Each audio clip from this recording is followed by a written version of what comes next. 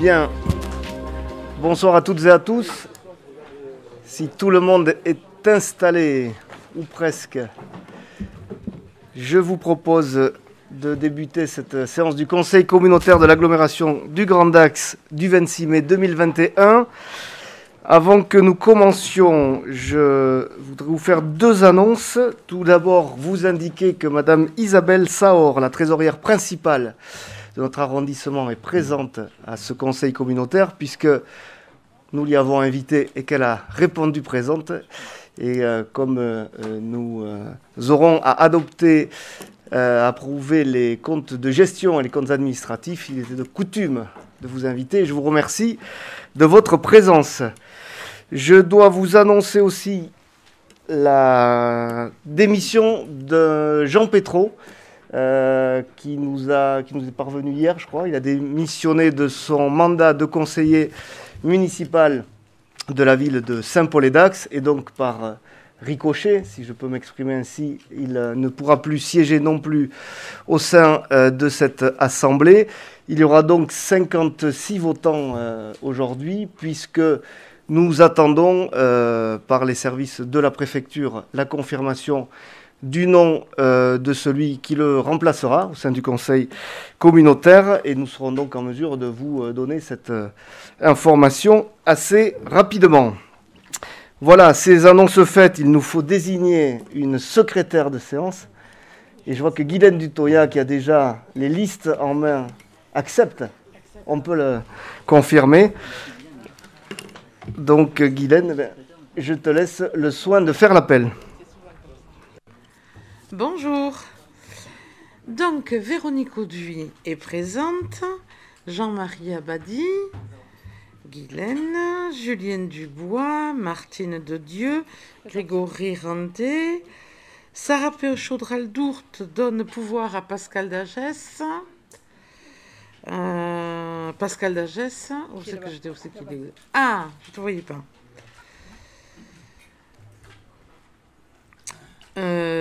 Marie-Constance Loubré-Berthelon qui donne pouvoir à Monsieur Randé. Amine Amélie Abelou, je l'ai vu.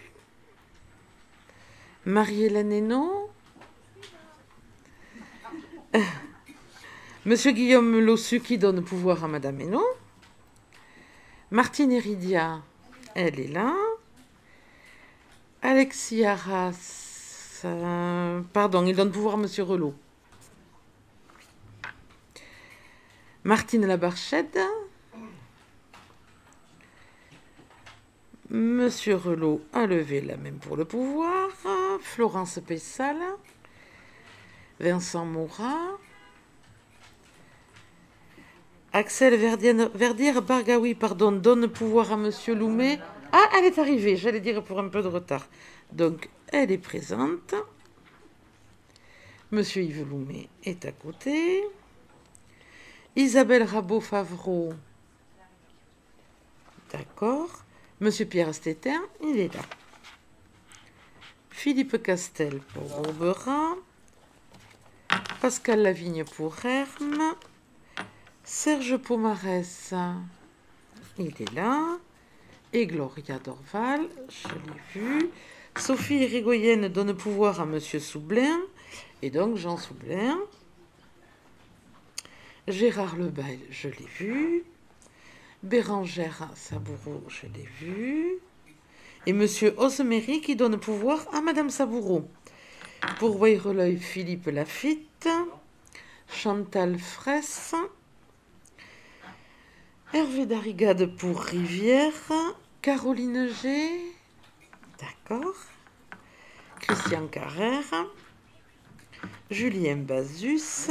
Sylvie Péducas. Elle est absente. Je n'en ai pas. Je n'en ai pas. Monsieur Jean Lavielle. Oui. Martine Guay aussi. Monsieur Godot. Parfait. Christine Beyris. Monsieur Humot. Catherine Favard.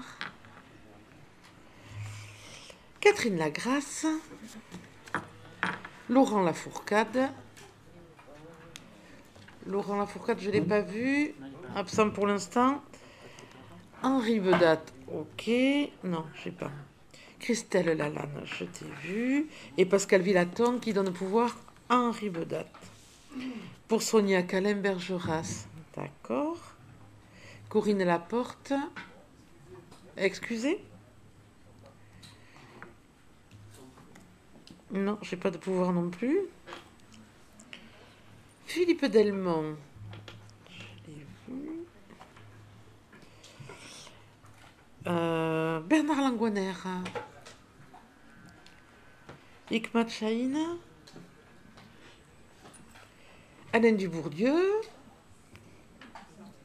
À force, je vais savoir où vous êtes, mais Thierry Bourdillas. Et pour les suppléants, je les cite aussi. Hélène Paysan,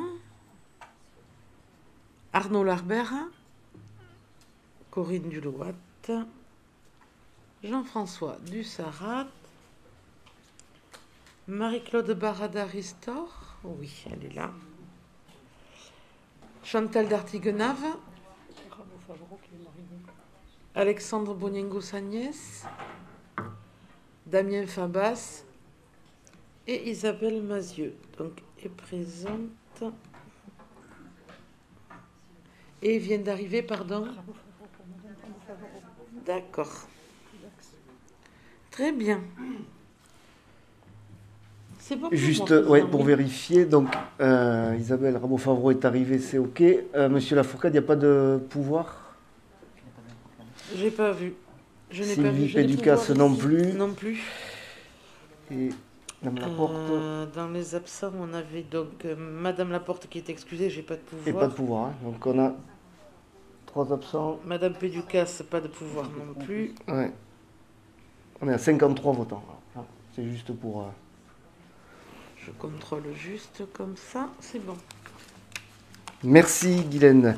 Je vous indique aussi, avant que nous commencions, que vous aurez à signer des documents à l'issue de ce conseil communautaire, puisque, vous le savez, on votera ou on aura à se prononcer sur les comptes administratifs de l'agglomération.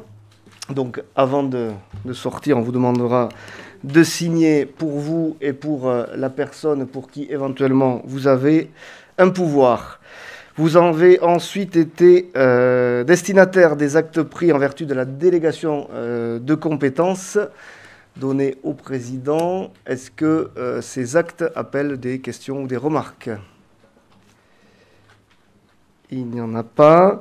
Il nous faut aussi approuver le procès-verbal de la séance du 14 avril 2021 que vous avez aussi reçu avec les documents de ce conseil communautaire. Est-ce que ce procès-verbal appelle des questions ou des observations? Il n'y en a pas. Je vous propose donc de voter. Qui est contre l'approbation? Qui s'abstient? Du coup, qui est pour? Le procès-verbal est adopté à l'unanimité. Je vous remercie. Nous passons donc maintenant à l'ordre du jour avec un premier point qui concerne justement les délégations de compétences du Conseil communautaire au président, avec un petit ajustement, puisque délégation m'était donnée pour signer les aides aux entreprises que nous octroyons régulièrement pour les aider dans les différentes phases de leur activité. Et dans cette délégation n'était pas mentionnée la possibilité de signer des avenants. Or, il s'est avéré que, notamment en raison du contexte sanitaire, des travaux dans certaines entreprises subventionnées ont pris du retard et que donc il faut proroger les aides.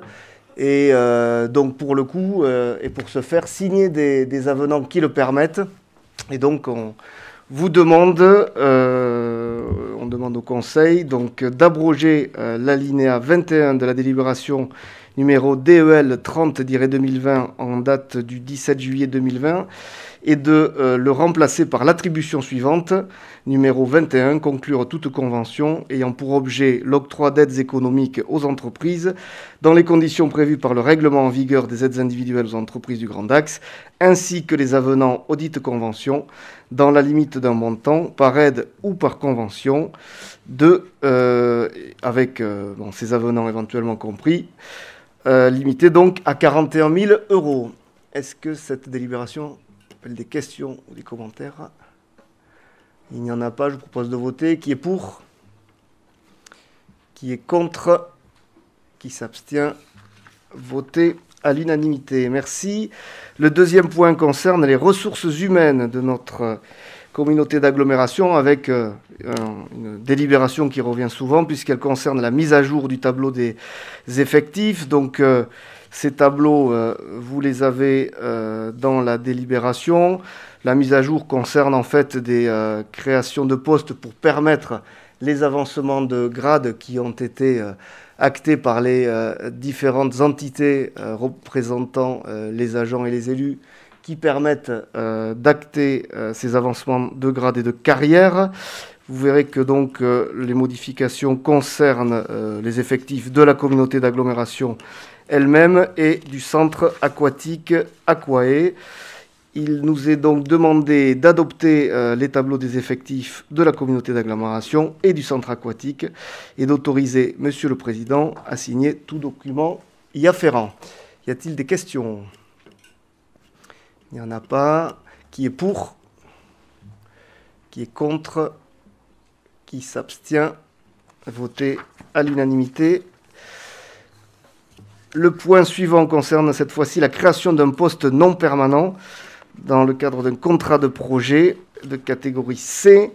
Et plus précisément, donc, ce point concerne alors une délibération et un sujet que nous avions déjà abordé lors du conseil communautaire précédent, en lien avec la création justement des espaces France Service. Et comme nous l'avions indiqué, nous souhaitions aussi, en partenariat avec l'État, créer un poste de conseiller numérique inclus et intégré dans le dispositif des espaces France Service.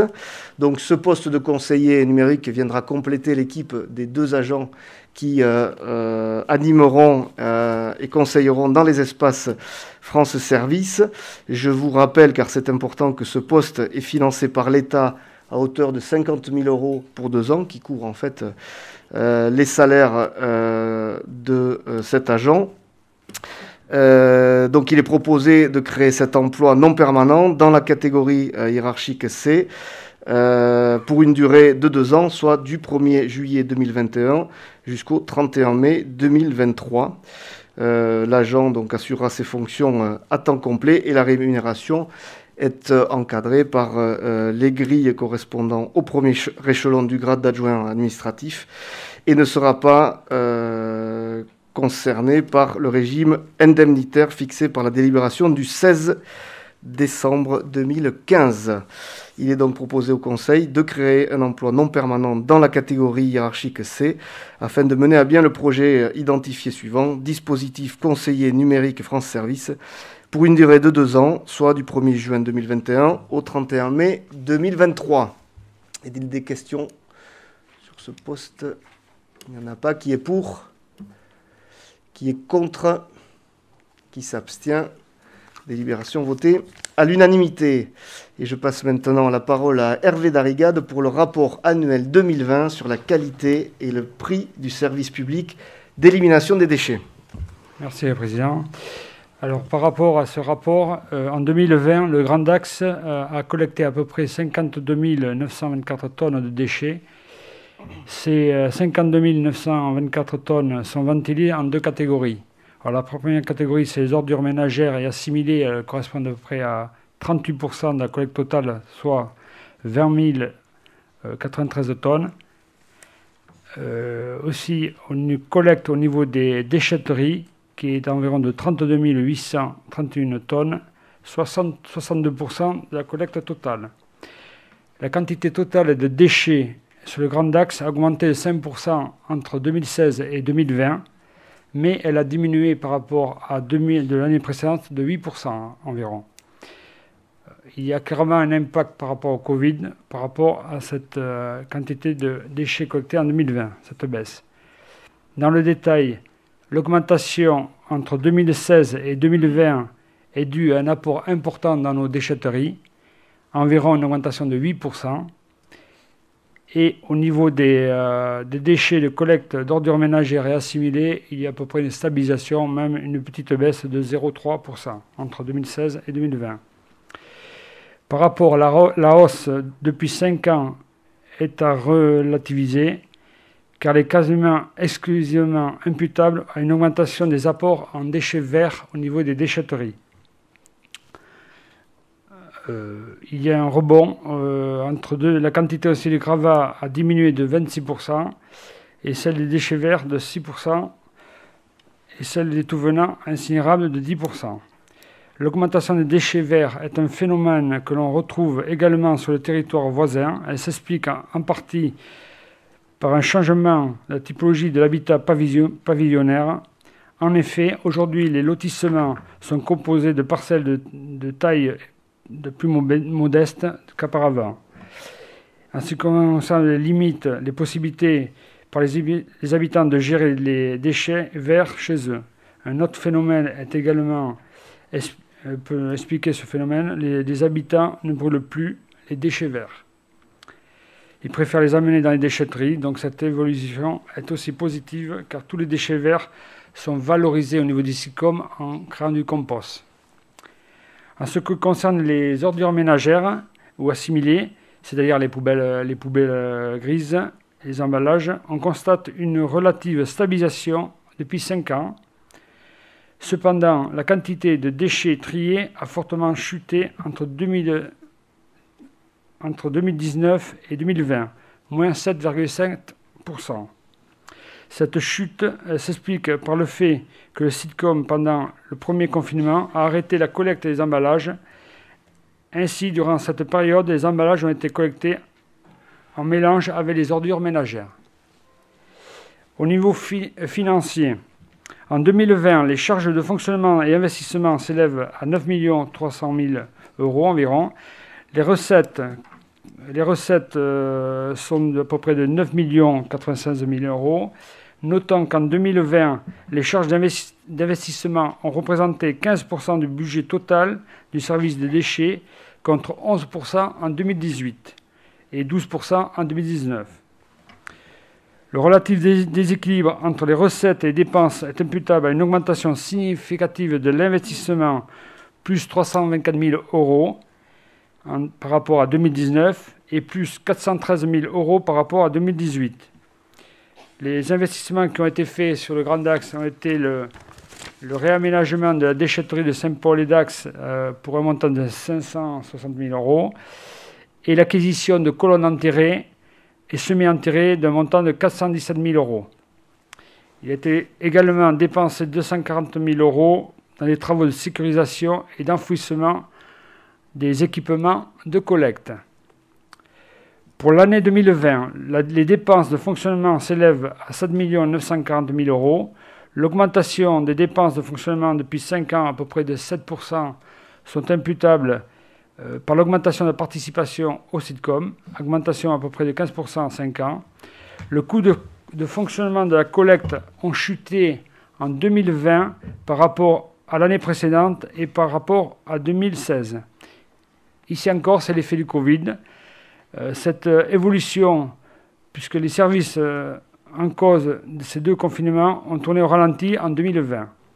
Diminution des dépenses de fonctionnement de 8% et par rapport à 2016 et de 18% par rapport à 2019.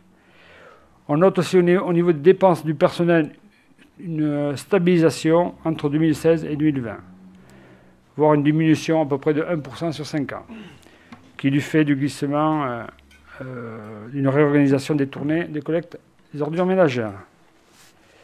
Voilà, Monsieur le Président, par rapport à ce rapport. Est-ce qu'il y a des questions par rapport à ce rapport, cette interrogation? Non. Donc, il est proposé au Conseil d'émettre un avis favorable sans observation sur ce rapport 6 juin annexé, d'indiquer que ce rapport et cet avis seront mis à la disposition du public dans les conditions prévues à l'article L. 1411-13 du Code général des collectivités territoriales, ainsi que sur le site internet de la communauté d'agglomération. Bien, avant de passer au vote, donc je signale, mais on l'a vu, je crois, l'arrivée de Pascal Villaton. Je salue du coup. Qui est pour donc la prise en compte et l'approbation de ce rapport? Qui est contre? Qui s'abstient? Adopté à l'unanimité. Merci. Toujours Hervé Darrigade pour la fixation du taux 2021 pour les taxes ordures ménagères. Alors, la taxe d'enlèvement d'ordures ménagères, la TOM, est un impôt local institué par la collectivité qui assure la collecte.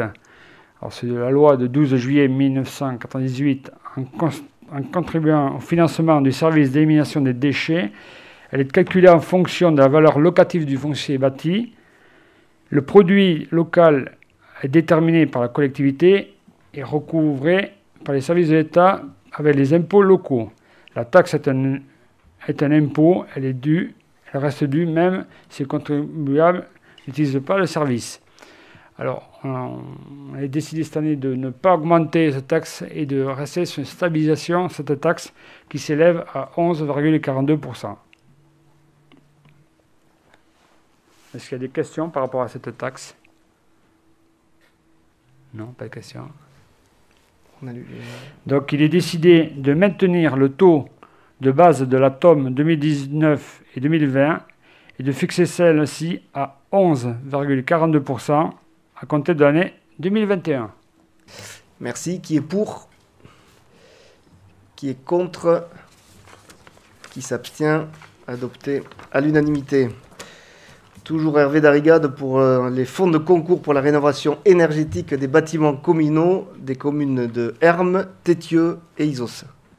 Tout à fait. Donc, il y a 3 communes qui ont demandé des fonds de concours par rapport à des travaux de rénovation. La commune de Hermes, qui a des travaux de rénovation énergétique concernant la cantine, salle des aînés, pour un montant de hors taxe de 26 787,30 €. Ces travaux comprennent l'isolation des plafonds, le remplacement de l'éclairage et le remplacement de la caissette soufflante du système de chauffage.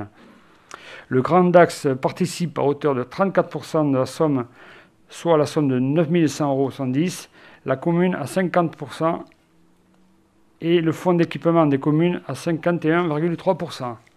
C'est bien ça. Après, la commune de Tétieux, travaux de rénovation énergétique concernant la salle des associations et la mairie pour un montant hors taxe de 3 653 €. Ces travaux comprennent les changements de menuiserie mis en place de porte-fenêtres, dont le Grand Dax participe à 50%, soit 1 826,50 €. Et enfin, la commune d'Isos, les travaux de rénovation concernent l'éclairage de l'église pour un montant de 1 568,50 €, ce qui permet de diviser de 3,5 la consommation électrique sur le poste éclairage. Et le Grand Dax participe à 50%, soit 784,25 €. Est-ce qu'il y a des questions par rapport à ces fonds de concours qui sont très appréciés par les communes? Donc,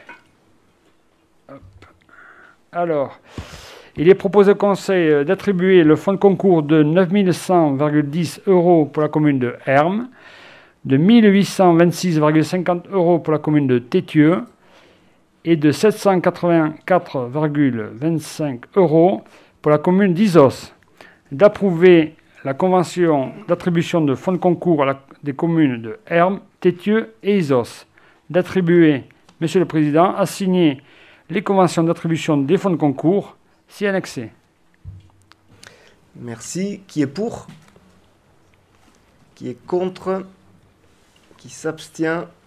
Voté à l'unanimité. Je passe maintenant la parole à Julien Bazus pour un avenant numéro 16 au contrat d'obligation de service public entre le Grand Dax et la SPL Transland. Merci. Un seul point ce soir à l'ordre du jour qui concerne les transports et mobilité douce. Juste auparavant, une information, puisque vous le savez, le 9 mai dernier devait se dérouler le dimanche à vélo. Et au vu de l'alerte météorologique qui a été produite à la fois par Météo France et la préfecture des Landes, et qui prévoyait notamment des abats de grêle et des orages en plein milieu d'après-midi, nous avions pris la décision raisonnable d'annuler ce dimanche à vélo. Eh bien, il est reprogrammé le dimanche 6 juin prochain. Donc ce sera l'occasion pour chacun de débarquer avec sa trottinette, son skate, ses rollers ou son vélo ou autre entre le lac de Christus et puis le bois de Boulogne, en espérant que cette fois-ci, il fasse beau. Voilà. Alors, on en vient à l'avenant numéro 16. Vous le savez, on a confié la gestion de l'exploitation du réseau de transport public de personnes pour notre territoire de la CSGD à Transland. Tout ceci, d'un point de vue rémunération, est cadré par l'avenant numéro 14. Or, nous avons des événements qui viennent télescoper cet avenant-là. 3 points en particulier, notamment le renouvellement de certains bus avec leur amortissement et puis la fin de location de 10 véhicules en février 2020 pour un montant de 104 197 € hors taxe. Deuxième point, il a fallu réajuster le réseau, vous savez, puisqu'il a été perturbé avec la crise épidémique de Covid, avec du mode dégradé, puis un retour à la normale. Et donc, ça a un impact, bien évidemment, financier à hauteur de 82 648 €. Et puis enfin, le troisième point, là, je ne vous apprends rien, avec l'annulation des férias de Dax. Le service de transport en commun ne sera pas le même et il sera maintenu dans son état normal pendant cette période-là. Là aussi, ça a un impact financier à hauteur de 37 469 €, ce qui nous fait au total, en termes de rémunération 2021, un montant de 4 440 426 € hors taxe qui convient en fait d'inscrire dans cet avenant numéro 16. Alors pourquoi on passe du 14 au 16 ? Tout simplement parce que le numéro 15 prévoyait la rallonge de contrat, vous le savez, dans le cadre de la refonte du réseau que l'on a engagé pour prolonger le contrat avec Transland jusqu'au mois de mai 2020. Voilà, donc on passe à l'avenant numéro 16 qui prend en compte, comme je le disais, ces évolutions de réseau et en plus il abroge et remplace toutes les dispositions précédentes. C'est pourquoi il est proposé à notre Conseil ce soir d'approuver cet avenant numéro 16 afin de prendre en compte les évolutions du réseau que je viens de décrire, de préciser que les crédits sont inscrits au budget annexe transport de personnes 2021 et précisément à l'article 6247, et enfin d'autoriser Monsieur le Président à signer le dit avenant. Est-ce qu'il y a des interventions ? Non, je vous remercie. Bien, effectivement, nous sommes prêts pour le 6 juin. On a du coup poursuivi notre préparation un peu plus longtemps. Cette annonce a été faite sur les différents réseaux sociaux et je vous invite à tous la partager pour que cette journée soit effectivement le plus grand succès possible si la météo nous suit cette fois-ci. Je mets donc aux voix qui est pour, qui est contre, qui s'abstient. Voté à l'unanimité. Merci. Je laisse maintenant la parole à Hikmat Chahine pour la dotation de solidarité communautaire pour l'exercice 2021. Bonsoir à tout le monde. Donc, ce soir, on va parler un petit peu de quelques dossiers de finances. On va commencer en premier par la dotation de solidarité communautaire pour 2021. Comme vous savez, la loi des finances de 2020 a précisé les critères de répartition de la dotation de solidarité. Et surtout, ils ont bien clarifié quel est le poids de chaque critère, surtout les 2 points qui sont obligatoires, à savoir l'écart de potentiel fiscal ou financier par habitant et le revenu par habitant, pour essayer de calculer. Actuellement, ces 2 critères pesaient 20% dans le calcul, maintenant ils passent à 35%. Donc, comme vous en doutez, au début, on avait regardé cette piste de DSC pour étudier toutes les possibilités, qu'est-ce qu'on peut faire pour modifier ou pas, ajuster ou pas. On avait regardé, vu l'effort des communes qui ont été réalisé dans le cadre de l'effort voirie, de l'effort qu'on a vu avec vous concernant l'eau pluviale et la taxe GEMAPI qu'on avait rajoutée. Aujourd'hui, on n'a pas besoin de remodifier les valeurs, le montant au final de la DSC pour les communes, puisque aujourd'hui il n'y en a pas besoin. Et comme ça, on avait regardé les différents critères pour essayer de maintenir sensiblement les mêmes revenus qui étaient perçus par les communes. Cependant, c'est que si toutefois, donc là, demain, on a besoin, en fonction de projets, donc de territoires, et si en fonction donc de recettes dans les années futures, on voit qu'il y a une tension sur ce critère, dans ce cas, bien évidemment, on va étudier la possibilité de revoir cette DSC. Donc aujourd'hui, ce qu'on a prévu, c'est de faire passer dans le calcul pour qu'on essaye d'optimiser, de trouver donc un équilibre, un maintien donc de mêmes recettes pour les communes, pour ne pas peser un peu plus par rapport aux autres, par rapport à l'année dernière. C'est pour ça qu'on avait fait passer le critère donc de dotation qui correspond à la population qui pesait actuellement donc 35%, elle a passé à 30%, elle est passée à 15%, et la différence, on a mis 10% sur le premier critère qui est la revenu donc l'écart de revenus par habitant, et 5% qu'on a rajouté sur le potentiel fiscal et financier. Donc de ce fait, on se retrouve avec cette modification d'avoir donc sensiblement un même montant par rapport à ce qui a été fait avant donc cette modification obligatoire qui était imposée par loi de finances, et comme ça nous permet de maintenir les recettes pour les communes. Donc si vous avez donc des questions, on peut rentrer, on peut présenter ce que vous voulez. Est-ce qu'il y a des commentaires, des suggestions, des propositions pour écouter les uns et les autres?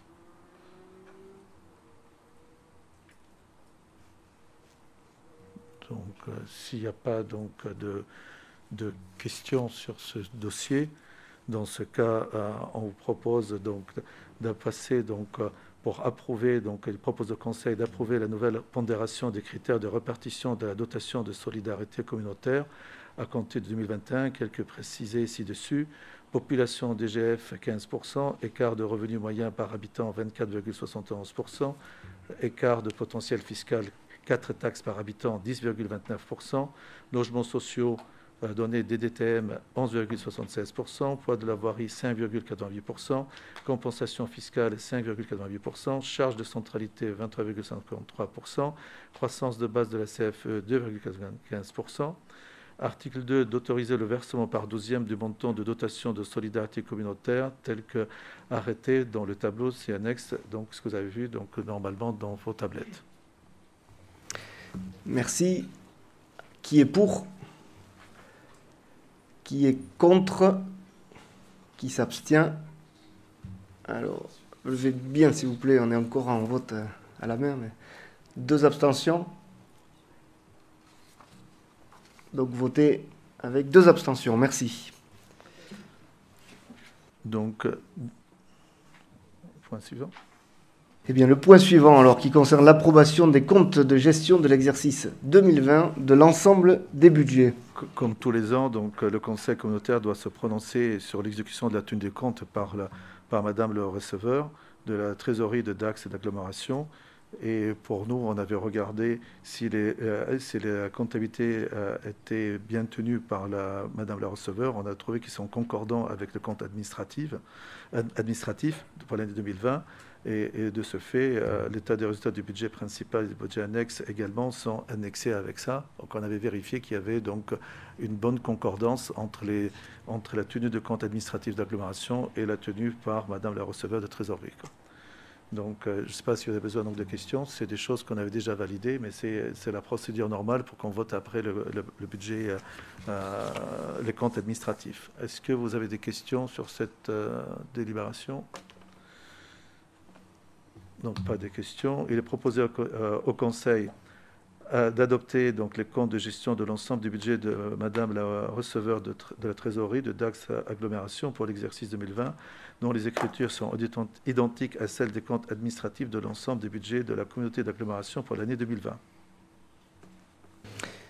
Qui est pour? Qui est contre? Qui s'abstient? Adopté à l'unanimité. Donc le point suivant, justement, concerne le vote des comptes administratifs de l'exercice 2020, toujours pour l'ensemble du budget. Donc, vous en doutez, ces chiffres, vous avez déjà vus, il n'y a rien de nouveau par rapport à la dernière séance donc, de conseil et différents éléments qu'on avait avancé avec vous, qu'on avait discuté, à part que je vais essayer de retracer, c'est quelque chose qui est réglementaire, il faut qu'on retrace ces comptes administratifs pour que ce soit validé et voté par le Conseil. Donc si on va aller, donc je vais parler un petit peu plus chiffres cette fois-ci, donc on va donner donc le montant.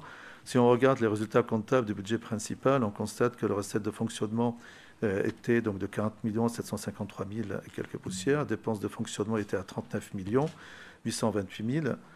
Donc les résultats de fonctionnement, on se retrouve avec 925 000 euros, avec un résultat antérieur reporté qui était de 544 000. Et on se retrouve avec un résultat de clôture de 2020 de 1 469 412,34. Ce sont les montants qu'on a déjà donc validés et votés donc les précédentes séances, quoi. Deuxième information concernant les recettes d'investissement, on constate que on avait donc recettes à peu près de 16 millions, c'était 16 940 671,78. Les dépenses d'investissement étaient de 16 935 667,93 euros. C'est un résultat d'investissement qui est positif de 5 003,85 euros. Cependant, c'est que si on regarde les résultats antérieurs reportés qui étaient de moins 2 569 076 et le solde de reste à réaliser qui était de 3 044 939,11, on se retrouve avec un besoin de financement donc, de 2020 avec 480 000 euros, 866. D'ailleurs, c'est ce qu'on avait annoncé la dernière fois quand on a présenté le budget d'investissement qu'on avait utilisé dans le cadre donc, du budget primitif. Donc, quand on regarde sur l'ensemble, ces deux budgets, ça nous donne un résultat global après affectation de 1 950 278,73 euros. Si on va rentrer dans les détails, un peu plus dans la clarification, ce sont des points qu'on a déjà évoqués.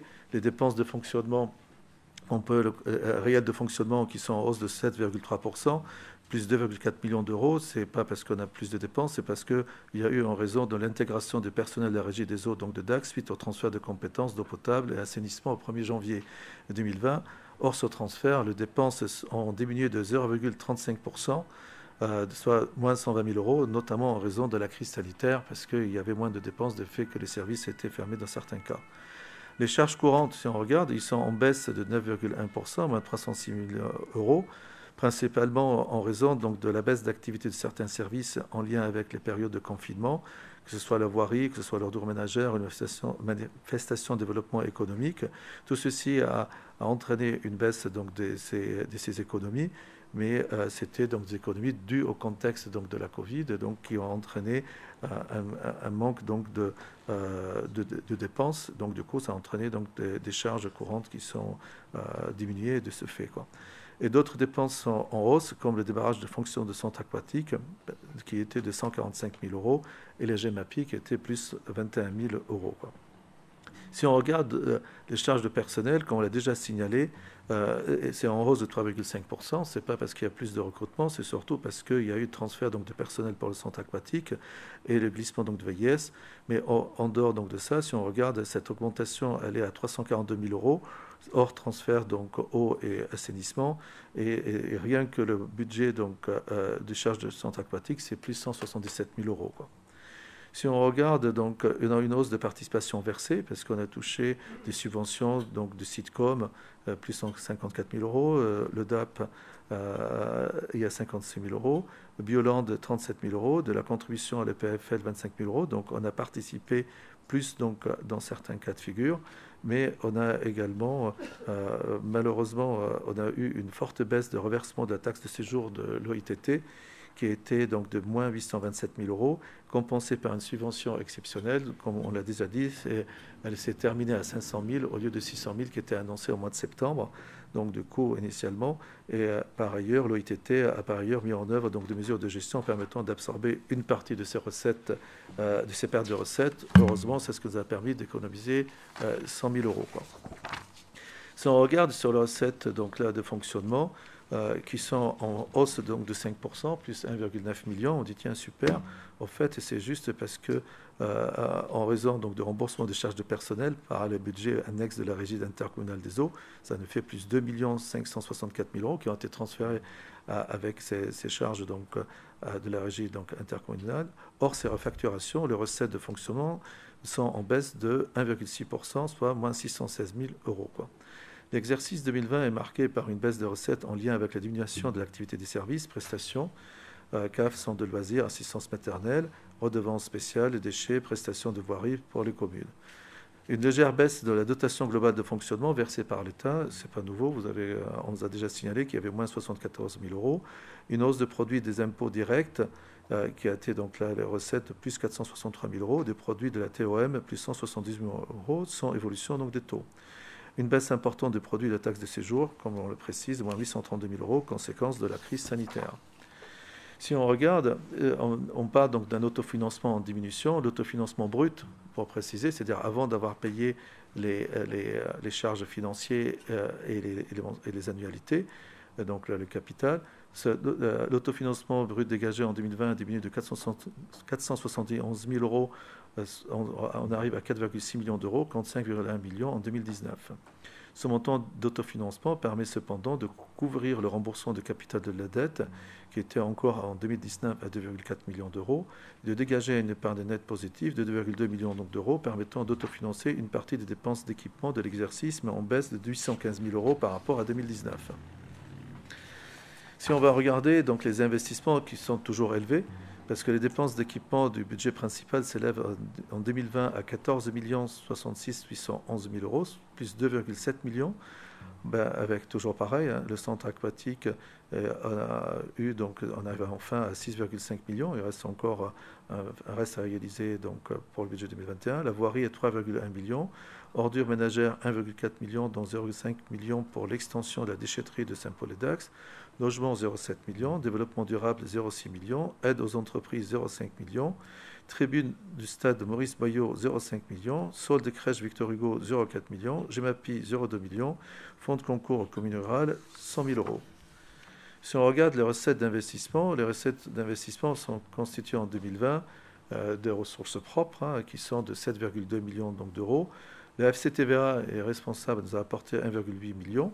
L'amortissement des investissements précédents, c'était 3,7 millions d'euros. L'affectation des résultats de 2018, 1,7 million d'euros. Des subventions pour 1,6 millions, qui correspond pour les investissements concernant le centre aquatique, l'environnement, les déchets, le fonds de concours en mutualisation. Et surtout, comme vous savez, on a fait un emprunt donc, de 12 millions au mois de septembre, on n'a utilisé que 8 millions, et c'est comme ça qu'on a pu réaliser donc, ces travaux, quoi. Si on regarde maintenant les budgets annexes, si on regarde les budgets annexes transport de la personne, on constate qu'il y a une diminution des dépenses de fonctionnement, donc de 3,8%, toujours pareil en raison de la crise sanitaire, qui a entraîné la réduction du service et la suppression de transport feria, des recettes de billettique, moins 253 000 euros, et un produit de versement de transport, moins 224 000 euros en forte baisse, et c'est ce qui nous alerte pour les années à venir. 69 000 euros de travaux d'accessibilité, de quais, de bus, et pas de subvention d'équilibre du budget principal, mais un résultat de clôture négative, moins 27 000 euros en fonctionnement et moins 148 000 euros en investissement. Donc aujourd'hui, en 2020, on a pu échapper à apporter donc une subvention d'équilibre. Et ce budget, on le surveille donc de près. Le budget annexe pépinière d'entreprise, des charges de fonctionnement en hausse de 344 000 euros en raison donc, de l'ouverture de bâtiments Confluence, du développement de la compétence enseignement supérieur, ce qui a entraîné une dépense supplémentaire de 295 000 euros, et une subvention d'équilibre du budget principal de 1 040 000 euros, plus 330 000 euros, ce qui nous a permis pour équilibrer ce budget annexe. Si on regarde le budget annexe hôtel d'entreprise, les baisses de dépenses, il est donc de moins 6 000 euros, comme les recettes de moins 6 000 euros de fonctionnement, une subvention d'équilibre du budget principal de 52 000 euros. Là, ça fait plus 3 000 euros par l'année précédente, donc bon, c'est à la marge. Si on regarde le budget annexe de ZAC, donc de la gare, les charges de fonction en diminution, moins 18 000 euros, pas de cession foncière réalisée en 2020, un déficit restant à financer à hauteur de 2,4 millions d'euros, un encours de la dette de 31/12/2020 de 1,7 million d'euros. Tout ceci, ce sont des informations qu'on a déjà partagées donc, avec vous, il n'y a rien de nouveau, quoi. Si on continue, donc le budget annexe, le budget des autres activités économiques se caractérise en 2020 par des dépenses d'aménagement et d'entretien en hausse, plus 37 000 euros, en particulier sur l'extension du village d'entreprise à Saint-Paul, donc la Lédax, 45 000 euros. Une seule session qui concerne l'extension du village d'entreprise qui était de 95 000 euros. Des déficits cumulés encore significatifs de 2,4 millions d'euros, répartis principalement sur les zones d'activité de Naros 2, Tétieux village d'entreprise de Saint-Paul-les-Dax et Bénès-les-Dax. On a cependant des perspectives de cession à venir de 550 000 euros en 2021 et de clôture de certaines zones comme Naros, Saint-Vincent-de-Paul et villages d'entreprise. Toujours dans le budget annexe, c'est le budget d'eau potable et d'assainissement. Comme vous savez, on avait présenté ce budget. Il y a un autofinancement brut de 918 000 euros pour la régie d'eau potable et de 1,9 million pour la régie d'assainissement, c'est évolution donc des tarifs, ce qui permet de couvrir le remboursement au capital des emprunts de 396 000 euros pour l'assainissement et 6 000 euros pour l'eau potable, des dépenses d'équipement à hauteur de 1,2 million d'euros pour l'eau potable et 0,7 millions pour l'assainissement financé sans recours à l'emprunt. Les budgets de la DSP de Naros présentent des comptes positifs, plus 14 000 euros pour eau potable et 15 000 euros pour l'assainissement, donc rien donc, de nouveau concernant ce type donc, de budget, quoi. Si on continue dans le budget des eaux pluviales, on regarde des dépenses de fonctionnement de 133 000 euros pour cette première année d'exercice de la compétence financée par une subvention d'équilibre du budget principal de 142 000 euros, lancement d'études préalables au chemin directeur de 79 000 euros, engagement d'études de travaux à hauteur de 105 000 euros.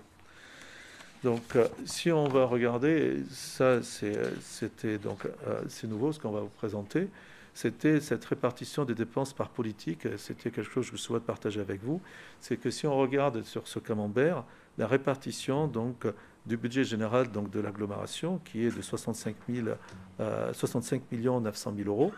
Et si on regarde ce camembert, si on va regarder à partir donc, de camembert jaune, on regarde, c'est les services généraux et RH, combien ça pèse, 5,4 millions d'euros. Le reversement aux communes, attribution de compensation et DSC, c'est 7,8 millions d'euros. Remboursement de la dette et capital avec intérêt, c'est 3,1 millions d'euros. L'eau potable et assainissement, c'est 9,1 millions d'euros. Transport de personnes, c'est 4,8 millions d'euros. Collecte et traitement des ordures ménagères, ça fait 9,4 millions d'euros. Si vous regardez, ça fait à peu près, ce camembert, à peu près plus de 65%. Et ce sont donc là des budgets qui rentrent, qui ressortent immédiatement, soit parce qu'ils ont une fiscalité propre, soit ils ont des budgets propres, soit il y a quelque chose. On ne peut pas trop jouer, à part que les deux premiers éléments, c'était l'optimisation donc, des services généraux ou regarder donc, sur l'inversement donc, des communes. On avait deux dépenses qui sont exceptionnelles, qui sont en bleu plus ou moins clair.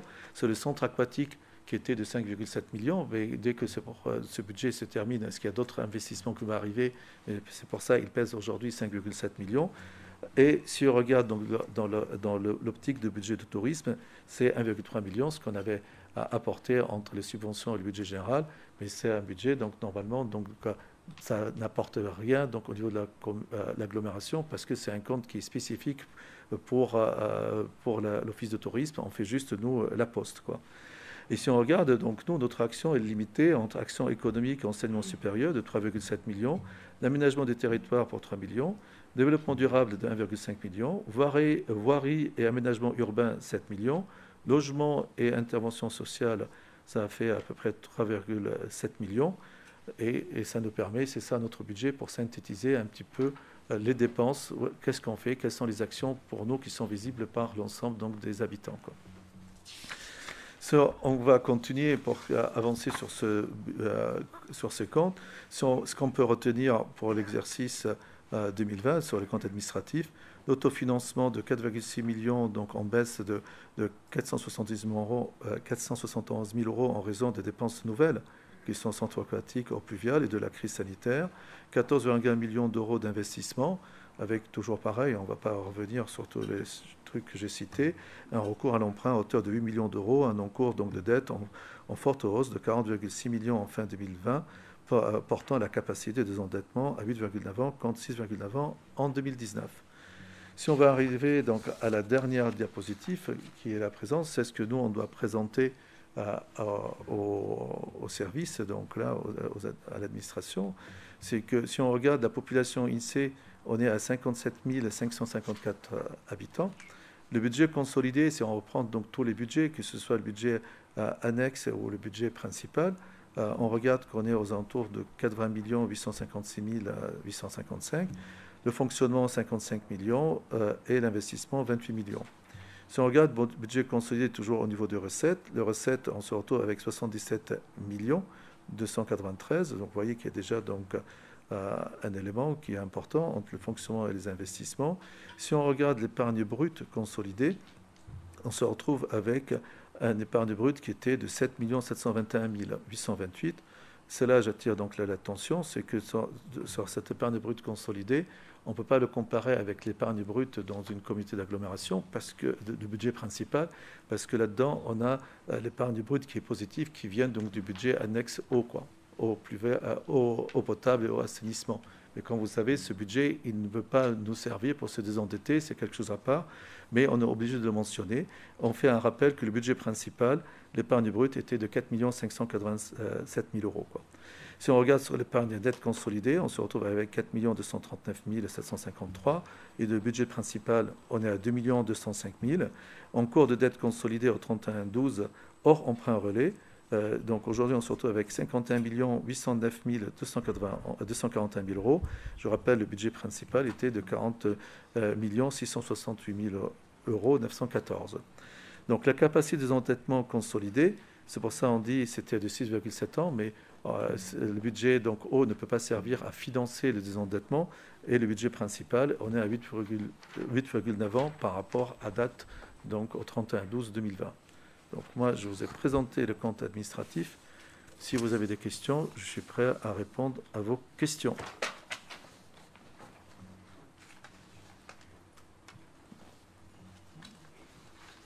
Oui. Il faudrait un micro pour Philippe Delmont. Merci.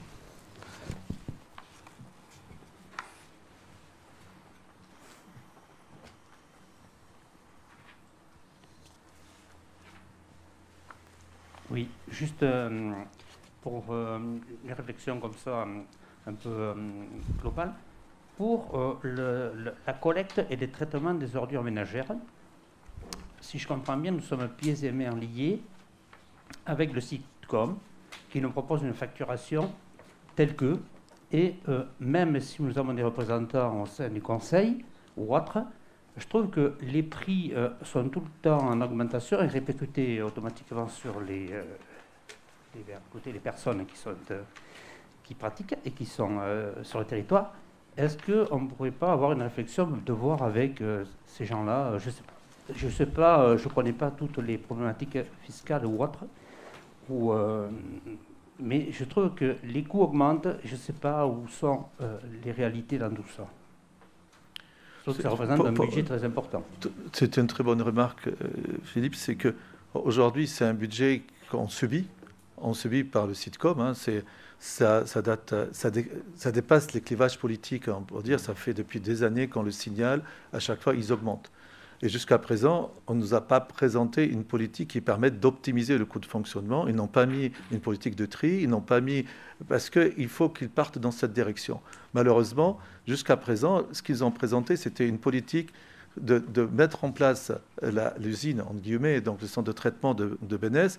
Il a dépassé les prévisions, le coût de fonctionnement, mais en même temps, ils ne sont pas aidés parce que l'État augmente parfois des taxes supplémentaires. D'ailleurs, ta question est juste. On aurait pu augmenter la taxe d'ordures ménagères parce que je vous ai annoncé lors de précédents conseils en disant on avait subi une augmentation comme ça de 150 000 euros de la part de SITCOM en disant parce qu'on a reçu une taxe, ils répartissent sur nous. Heureusement que l'agglomération d'Aquoise a mis en place la collecte par l'équipe interne parce qu'ils avaient optimisé ce type de collecte donc en interne.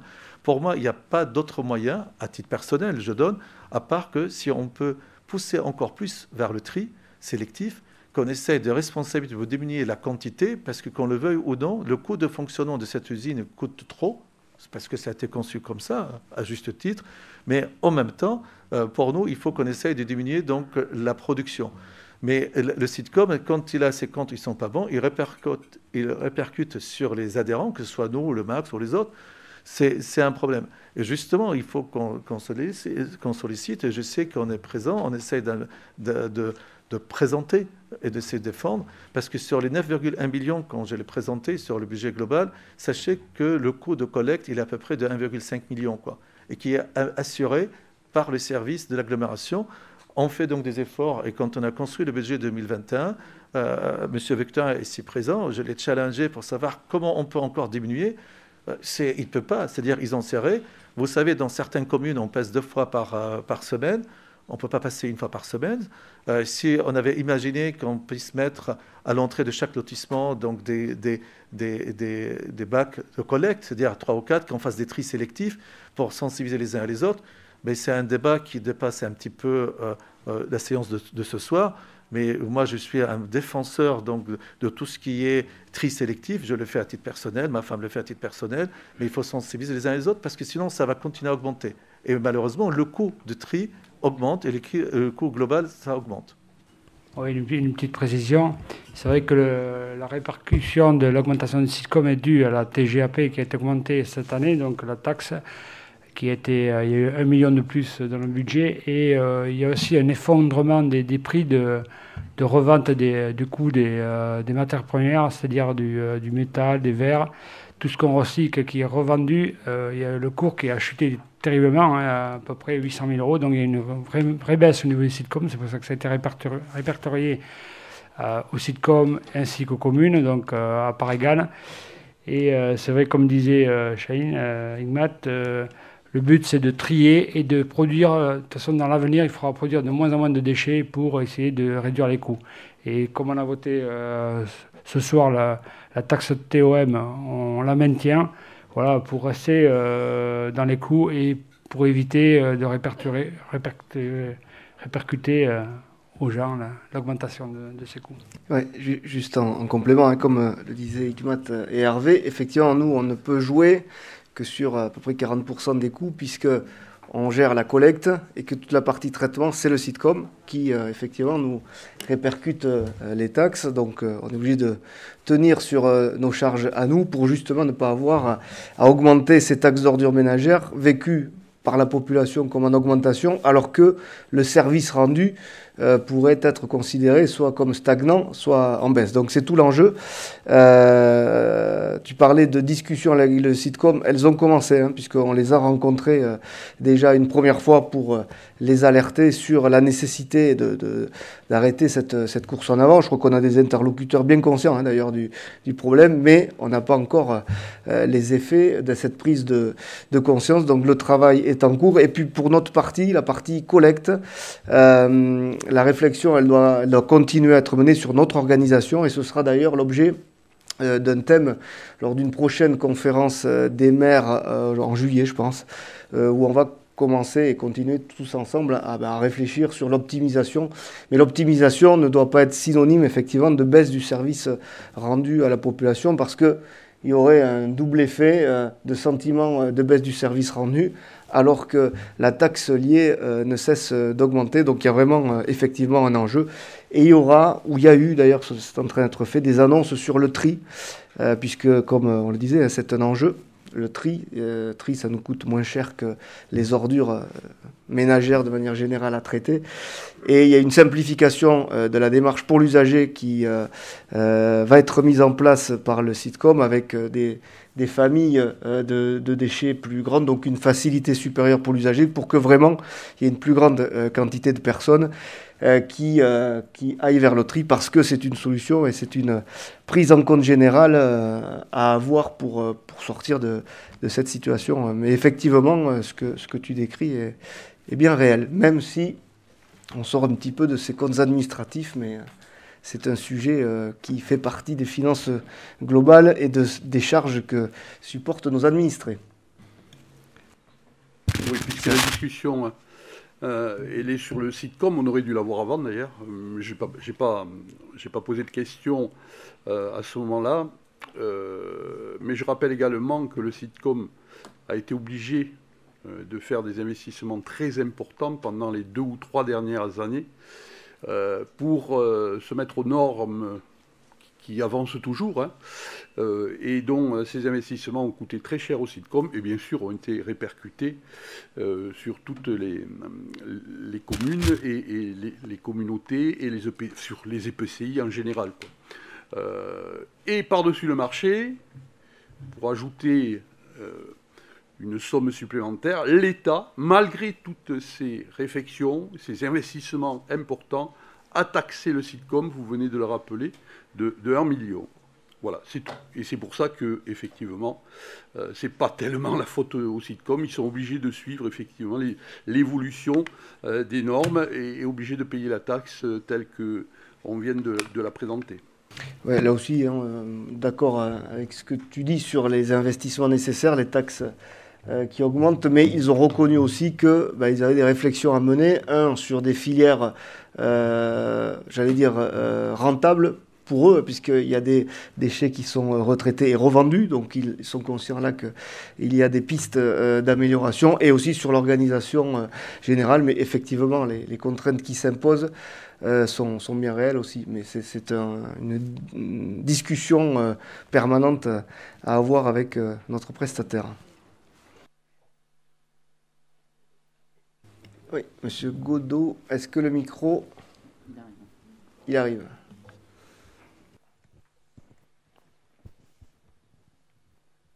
Oui, alors, puisque l'on voit que les coûts augmentent malgré tout, on voit bien que la seule solution, c'est de diminuer la quantité de déchets produites par les habitants. Est-ce que la communauté d'agglomération ne devrait pas s'engager sur une politique au moins de communication sur, pas le zéro déchet, mais en tout cas inciter les citoyens à faire attention lorsqu'ils achètent, contribuer à toutes ces campagnes contre les déchets, justement. Parce que là, en fait, on voit bien que on est mal barré pour faire diminuer les coûts dans le contexte et avec ce système pour l'instant. Et ça sera l'occasion, prochaine commission environnement, on va s'y pencher dessus. Et comme on disait, en juillet, on va commencer à regarder la façon de produire nos déchets et de les traiter, parce que moins on produit de déchets, moins ça nous coûte. Donc c'est le but, de moins en produire. Et je pense qu'il y aura une communication. Et il y aura aussi des méthodes et pas mal de choses pour essayer d'inciter les gens à moins produire de déchets. Ça, c'est à l'ordre du jour de la démarche Zero Waste là, qui va être présentée. Mais il y a les deux, je dirais, parce qu'effectivement, il y a sur le long terme, oui, des habitudes à changer, même au niveau de la production, de l'industrie alimentaire, sur les emballages, etc., bien évidemment. Et on a aussi des mesures à plus court terme pour prendre, pour essayer aussi de juguler ces hausses permanentes. Ouais. D'autres questions? Bon, pas de questions. Donc, il est proposé au Conseil. Avant de passer au vote, je vais laisser la présidence, j'espère de manière temporaire, à Hervé Darrigade, puisque comme l'imposent les règlements, je dois sortir pour les votes des comptes administratifs.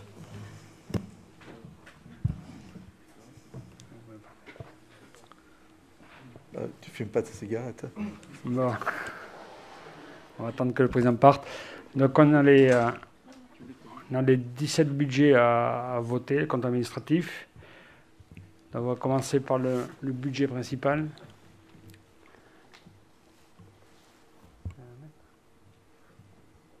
Alors, il y a 17 budgets. Alors, le budget principal, il y a le budget annexe pépinière d'entreprise, le budget annexe hôtel entreprise. Oui, on va les voter. Alors, le budget principal. On les a votés un après l'autre. Oui, mais il faut les noter. On va commencer par le budget principal. Alors, qui est pour? Qui est contre? Qui s'abstient? Alors, on va commencer par les abstentions. Alors, 1, 2, 3, 4, 5, 6, 7, 8, 10, 11, 12, 13, 14, 15, 16, 17. Moi, j'en compte 17. Moi, je suis pas sûr. Alors, levez bien les bras. Oh, voilà. 1, 2, 3, 4, 5, 6, 7, 8, 9, 10, 11, 12, 13, 14, 15, 16, 17, 18, 19. Et là, il n'y en a pas un. 2. Les pouvoirs, vous levez demain. Hein. C'est bon? Vous en comptez combien? Bon, on va recommencer parce que là, vivement qu'on ait le petit boîtier, hein, parce que ça va être un peu...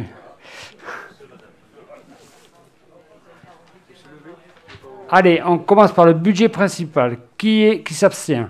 Comme ça. Allez. 1, 2, 3, 4, 5, 6, 7, 8, 9, 10, 11, 12, 13, 14, 15, 16, 17, 18, 19, 20. C'est ça, 20. Alors, qui est contre? On est à 20, voilà. Non, mais parce que Madame Saboureau, elle a levé avec les deux mains. Donc, si on compte les mains... Là, c'est bon. On est à 20. Allez, on va passer maintenant au budget annexe pépinière entreprise.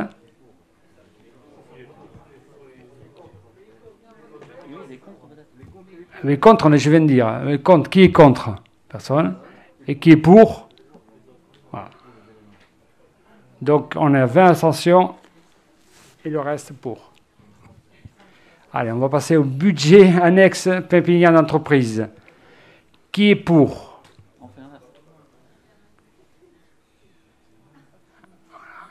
Qui s'abstient? Qui est contre? Je vous remercie, tout le monde. Budget annexe hôtel entreprise. Qui s'abstient? Qui est contre? Qui est pour? Ok, tout le monde. Alors, budget annexe ZAE du village entreprise. Qui s'abstient? Qui est contre? Qui est pour? Ok, tout le monde. Budget annexe ZAE village entreprise 2. Alors, qui s'abstient? Qui est contre? Qui est pour? Ok, je vous remercie. Le budget annexe ZAE de Naros. Qui est contre? Qui s'abstient? Qui est pour? Ok. Budget annexe ZAE Naros 2. Qui est contre? Qui s'abstient? Qui est pour? Ok. Budget annexe ZAE de la gare. ZAC de la gare. Qui est contre? Qui s'abstient? Qui est pour? Ok. Budget annexe ZAE du Saint-Vincent-de-Paul. Qui est contre? Qui s'abstient? Qui est pour? Très bien. Après, on est à budget annexe ZAE Saint-Vincent-de-Paul, on a fait. Bénesse de Dax, ZAE Bénesse de Dax, qui est contre? Qui s'abstient? Qui est pour? Très bien, unanimité. Budget annexe ZAE de Tétieux, qui est contre? Qui s'abstient? Qui est pour? Ok.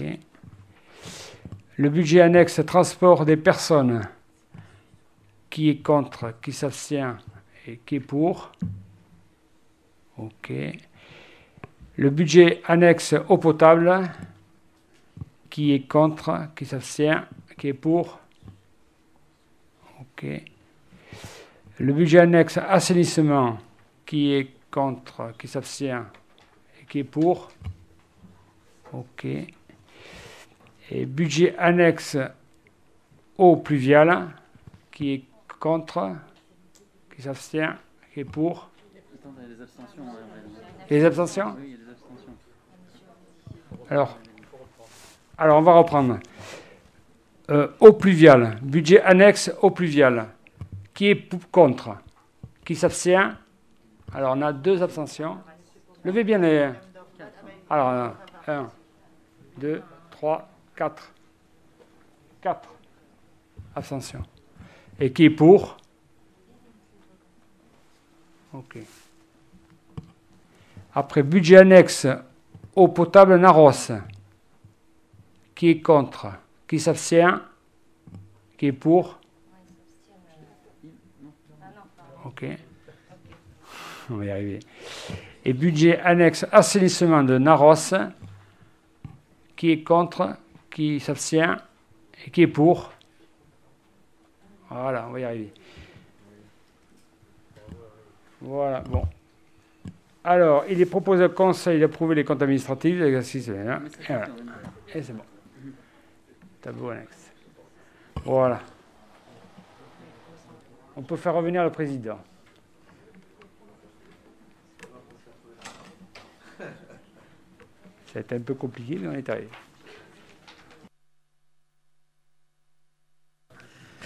Merci Hervé de nous rendre le micro. On passe au point suivant alors, avec la reprise et l'affectation définitive des résultats de l'exercice 2020. Donc, toujours moi, donc je suis désolé, c'est presque fini. Donc, comme vous vous en doutez, là maintenant, puisqu'on a validé les comptes administratifs, on a validé donc la concordance entre les comptes donc de gestion et ceux qui sont tenus par la trésorière publique. Donc là maintenant, on vous invite donc à proposer donc de valider les résultats donc d'exercice 2020 de l'ensemble des budgets du Grand Dax, que ce soit sur les différents budgets comme on avait précisé, de reprendre les résultats donc de 2020 et les affecter comme indiqué dans le tableau 6 juin que vous avez vu avec vous. Il y a juste une petite précision, c'est concernant l'article 3, c'est que dans la présentation donc de budget eau potable, assainissement donc Naros, lorsqu'on avait présenté ce budget à la préfecture, on avait oublié de mentionner les résultats qui étaient transférés par les communes du CRS et de Naros, mais ça ne change en rien, c'est juste un problème d'écriture, quoi. Donc par rapport à ce qu'on avait vu, c'est qu'on avait monté le montant total, mais on n'avait pas ventilé ce qu'il y a un reste à faire, comment ça a été prévu. Donc vous avez donc dans votre tablette les éléments qui sont avec. Si vous avez des questions, je répondrai à vos différentes interrogations. Donc c'est tout. Donc là maintenant, si vous avez des questions ou pas, donc l'affectation des résultats, qu'on les connaît maintenant par cœur. En tout cas, j'espère. Bon, pas de questions. Qu'il est proposé au Conseil. Il est proposé au Conseil de constater les résultats de l'exercice 2020 et l'ensemble du budget du Grand Dax, de décider de reprendre ces résultats 2020 et les affecter comme indiqué dans le tableau joint en annexe, de préciser que pour les budgets annexes eau potable, assainissement Naros, les montants affectés au budget principal de 2021 au compte 1068 sont augmentés de montant donc des résultats transférés par le commune du CRS et Naros suite au transfert des compétences eau et assainissement comme indiqué dans le tableau joint en annexe. Merci. Qui est pour? Qui est contre?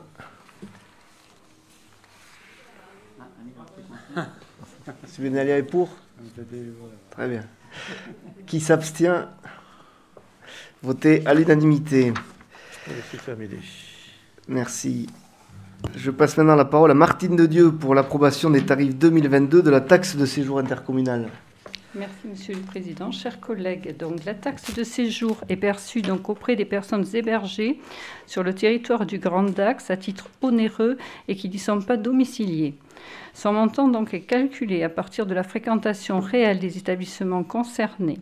Le montant de la taxe due par chaque touriste est égal au tarif qui lui est applicable en fonction de la classe de l'hébergement dans lequel il réside, multiplié par le nombre de nuitées correspondant à la durée de son séjour. La taxe est ainsi perçue par personne et par nuitée de séjour. Donc, le département des Landes, par délibération en date du 11 janvier 1984, a institué une taxe additionnelle de 10% à la taxe de séjour. La taxe additionnelle est recouvrée par la communauté d'agglomération du Grand Dax pour le compte du département. Donc, le conseil communautaire doit adopter les tarifs de la taxe de séjour avant le 1er juillet de l'année pour une application à compter du 1er janvier de l'année suivante. Donc, il sera proposé au conseil d'approuver les modalités d'application et les tarifs de la taxe de séjour intercommunale sur son territoire et à compter du 1er janvier 2022, tels que décrits dans les articles suivants. D'assujettir l'ensemble des natures d'hébergement définies dans l'article R 2333-44 du CGCT proposant des nuitées marchandes à la taxe de séjour au réel pour les palaces, hôtels de tourisme, meublés de tourisme, villages de vacances, chambres d'hôtes, emplacements dans les aires de camping-car et les parcs de stationnement touristique, terrains de camping, les terrains de caravanage, ainsi que tout autre terrain d'hébergement de plein air. Port de plaisance, hébergement en attente de classement et les hébergements sans classement qui ne relèvent pas de nature d'hébergement mentionnés précédemment. de percevoir la taxe de séjour du 1er janvier au 31 décembre inclus, de fixer la date limite de dépôt de la déclaration et de reversement de la taxe de séjour au 15 du mois suivant, la fin de la période mensuelle de perception de la taxe de séjour pour les hôtels, les résidences de tourisme, les campings, la fin de la période trimestrielle pour les meublés de tourisme, chambres d'hôtes et auberges collectives.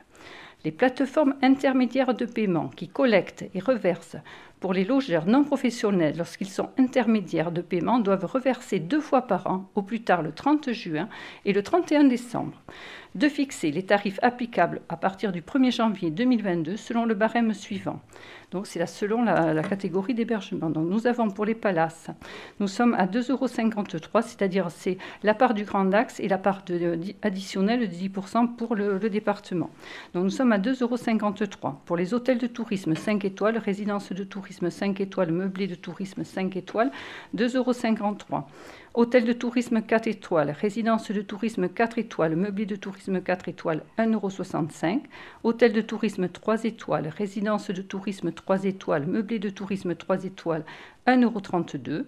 Hôtel de tourisme 2 étoiles, résidence de tourisme 2 étoiles, meublé de tourisme 2 étoiles, village de vacances 4 et 5 étoiles, 0,99 €. Hôtel de tourisme 1 étoile, résidence de tourisme 1 étoile, meublé de tourisme 1 étoile, village de vacances 1, 2 et 3 étoiles, chambre d'hôtes, auberge collective 0,83 €.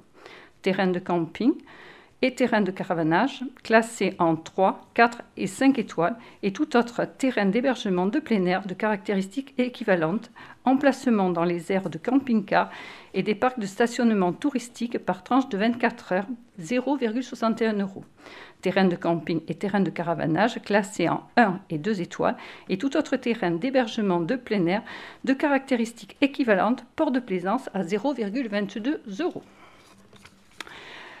Nous avons aussi, pour les hébergements non classés, un tarif proportionnel. Donc, tout hébergement en attente de classement ou sans classement, à l'exception des hébergements de plein air, donc, ont une taxe de séjour de 5,5 %.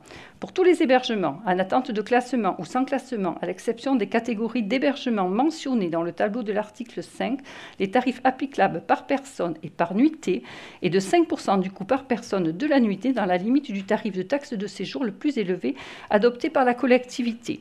Le coût de la nuitée correspond au prix de la prestation d'hébergement hors taxe. De fixer le loyer journalier minimum à partir duquel les personnes occupant les locaux sont assujetties à la taxe de séjour 1 €. C'est-à-dire que seule la gratuité ne donne pas droit à une taxe de séjour. Voilà. Y a-t-il des questions? Les tarifs, ce sont les mêmes que ceux que vous avez votés l'an dernier. Je mets donc aux voix qui est pour, qui est contre, qui s'abstient. Voté à l'unanimité, merci. Toujours Martine de Dieu pour la modification des statuts de l'Office intercommunal du tourisme et du thermalisme du Grand Dax. Exact. Donc, depuis 2017, Aqui-Haut-Terme représente la filière thermale au sein du comité de direction de l'Office intercommunal de tourisme et du thermalisme, l'OITT. Par courrier du 10 février 2021, l'association Aqui-Haut-Terme a démissionné du comité de direction de l'Office intercommunal du tourisme et du thermalisme. En effet, le cluster ayant une vocation régionale, par souci d'équité, son président, Arnaud Laborde, a souhaité se retirer de cette instance locale. Aussi, afin que les acteurs du thermalisme du Grand Dax puissent être représentés au niveau du comité de décision de l'OITT, il est proposé à l'Association des établissements thermaux de l'agglomération dacquoise, l'ETAD donc, de remplacer Aqui-Haut-Terme au sein du comité de l'OITT. De plus, il est nécessaire donc de procéder à des modifications dues aux évolutions réglementaires ou pour s'adapter au fonctionnement réel de la structure.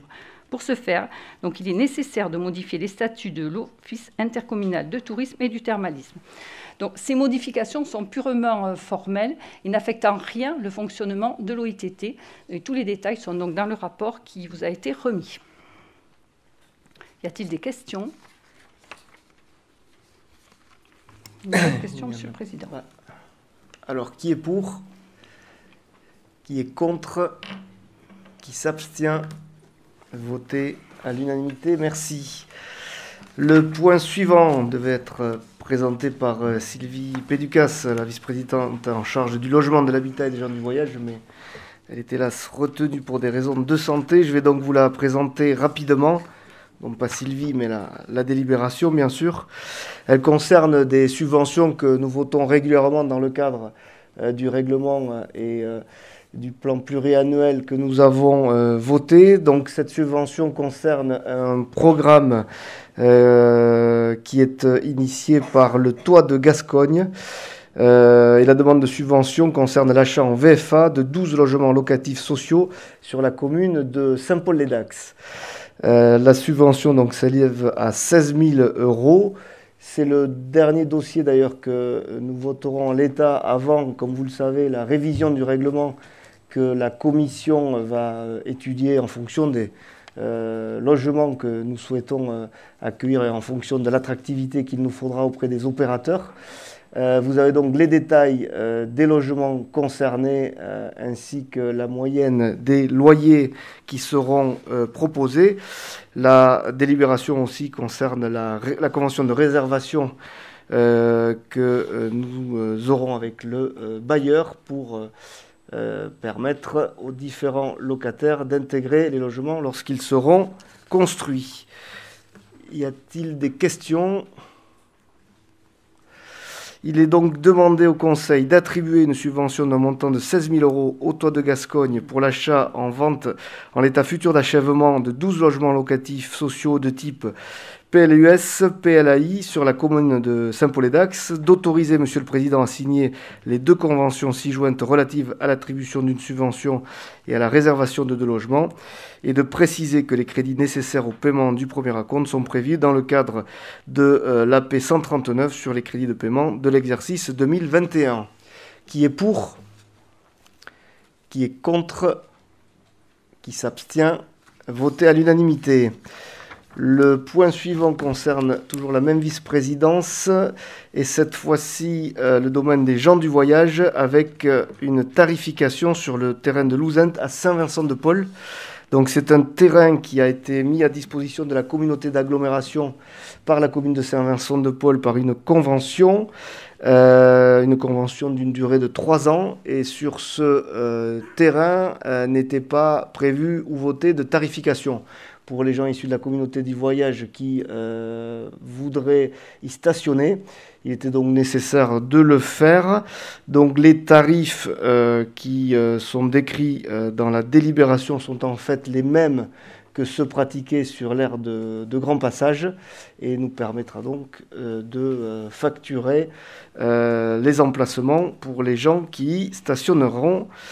Il est donc proposé au Conseil d'adopter les tarifs applicables sur le terrain de Louzent comme indiqué dans le tableau qui vous est présenté dans la délibération et qui est projeté sur les différents écrans.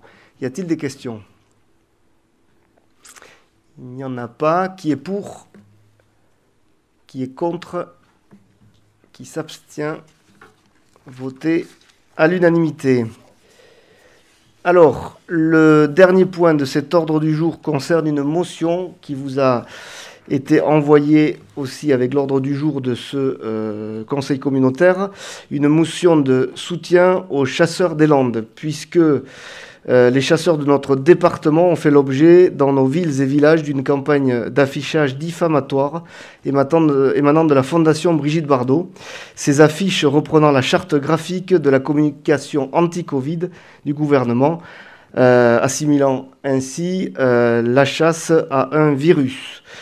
Donc, considérant que la chasse contribue au maintien de nos cultures et arts de vivre, que la chasse permet de réguler les espèces pour leur préservation et leur présence sur le territoire, que la chasse protège la flore, les cultures agricoles et forestières contre les dégâts de grand gibier, la communauté d'agglomération du Grand Dax déclare apporter son entier soutien aux chasseurs qui doivent pouvoir exercer leur passion dans le respect de la réglementation en vigueur, sans être stigmatisés par des campagnes de communication outrancières et haineuses.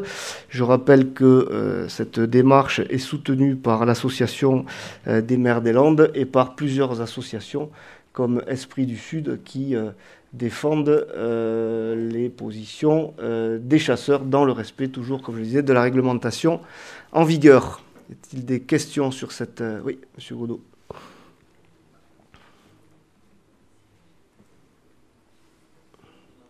Oui, si, ça y est. Oui, voilà, je voulais apporter mon avis à cette motion.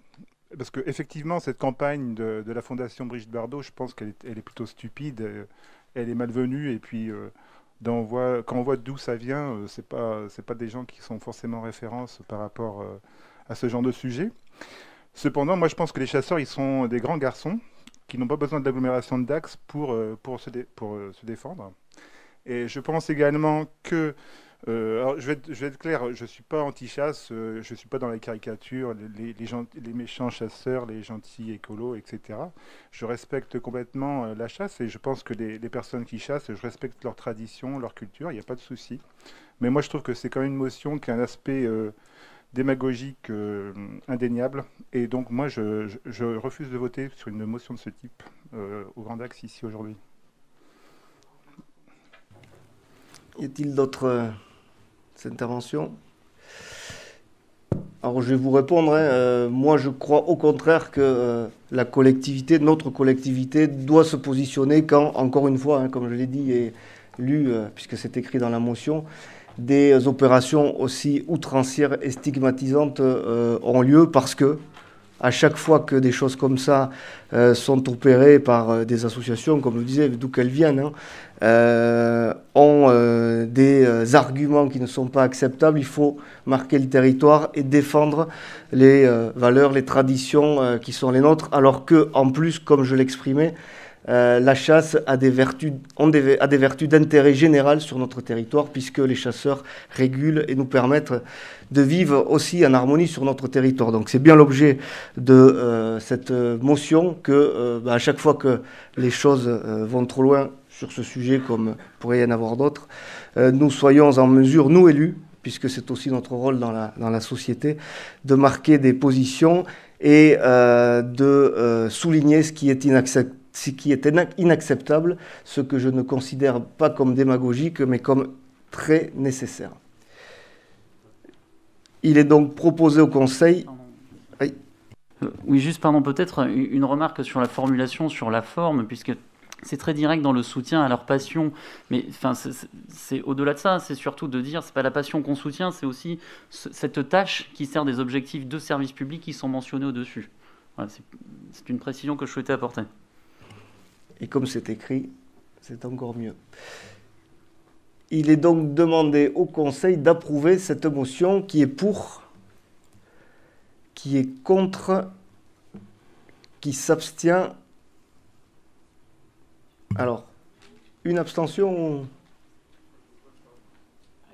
Ouais. Donc, ouais, comme ça revient à une abstention, ok. Alors, une abstention et une non-prise de part au vote. J'ai toujours eu du mal à comprendre la subtilité, mais il doit y en avoir une. Donc, alors une abstention et une non-prise de part au vote pour être précis.